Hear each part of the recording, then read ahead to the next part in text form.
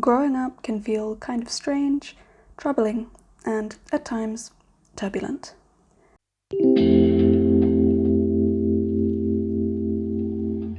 Today I'm making these typographic posters guided by Caterina Bianchini from Studio Nari. The website It's Nice That published a series of creative guides in collaboration with Apple, one of which is a step-by-step tutorial on hand-drawing letters. I thought it would be cool to try this because, one, the tutorial is completely on the iPad, which is handy for lazy people like me, and two, the subject is about change, which I've been thinking a lot about lately. Let's dive in. What does change mean to you? For me, change means growing up. I wanted to explore these ideas a bit, so I started mind mapping these thoughts, just using my own intuition to write down what spoke to me. Research and moodboard your theme. This is where I started to branch out into the internet and see what other people had to say about the topic, what imagery they used, what thoughts and emotions they conveyed. I came across this article by Vice, who collated a ton of responses from people on the internet as to how they felt about growing up.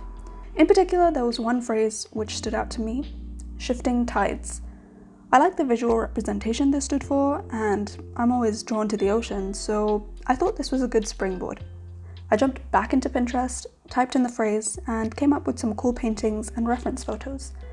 I also went to Unsplash and found great images of dynamic waves. This all went into a mood board.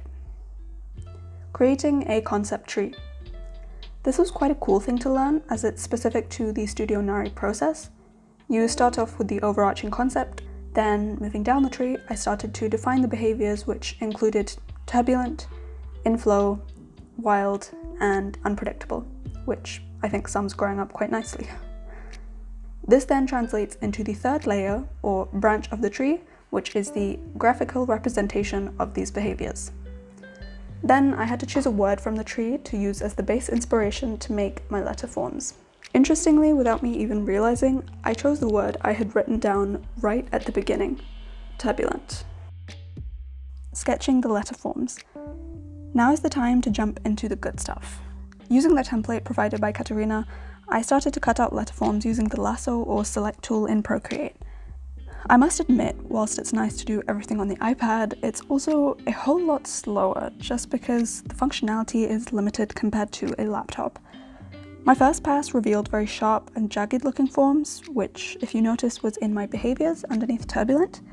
However, it really wasn't representative of the flowing of waves or even, metaphorically speaking, of life itself.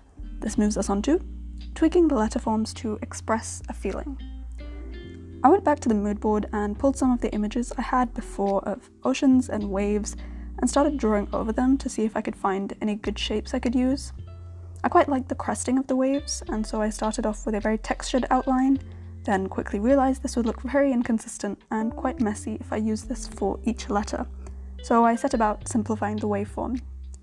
This would be useful later on when I would vectorize the letters. I eventually focused only on the letters I would need to spell my word. It took a lot of intuition, zooming in, and simply feeling out what felt right, but with a few passes I was able to neaten out the letters until I came up with something that I was happy with. I then jumped into Adobe Illustrator on the iPad to vectorize the letter forms. Once I'd done all the letters, I exported each one in high-res and jumped back into Procreate, where I started making mini posters for each letter. Caterina mentioned something I quite like. At this stage, it feels as though the font and I are getting to know each other. For example, this letter T is pretty suave, whilst the B still has a few of its jagged edges left, and N is just having a party. I mean, that's how I see it, anyway. Designing the poster. Once the letters are ready, now it's time to design the actual poster. Before I dive into color, I start to arrange the letters into 3 different compositions. Then I use the warp tool to really see what the limits are of these letters, and how wild they can actually become whilst still being legible. Once I got the composition to where I wanted it, I started to think about colors and also adding backgrounds. The color palette was imported from one of the pictures from my previous mood board. Out of the 3 posters that I came up with in the end, my favorite was the last one. It fits well with the composition as I smudged the ends of the letters and put it on an overlay blend mode, but it also conveys the mood the best. Overall, I think this exercise was super fun as it allowed me to design on my iPad, and whilst I wouldn't say Procreate is the most efficient way to design, I appreciate being able to directly manipulate the letters on the screen as opposed to using a mouse or a USB tablet. This has definitely given me the confidence to explore more typographic styles and see what else I can come up with. But that's enough for today. See you next time.